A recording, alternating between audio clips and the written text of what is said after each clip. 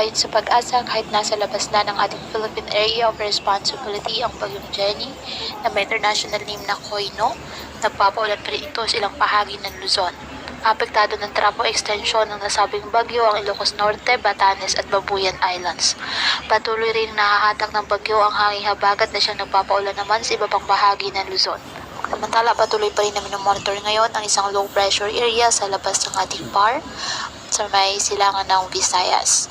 Posibleng pumasok ito ng ating area of responsibility sa ngayong weekend po. Patuloy na i-monitor dahil may tsansa ito na maging bagyo. Ngayong araw, asahan ang pag-uulan sa Batanes, Babuyan Islands at ilang bahagi ng Ilocos Region, Central Luzon, Calabarzon at Mimaropa Region. Pagsapit ng hapon, ulan rin po ilang bahagi ng ating bansa.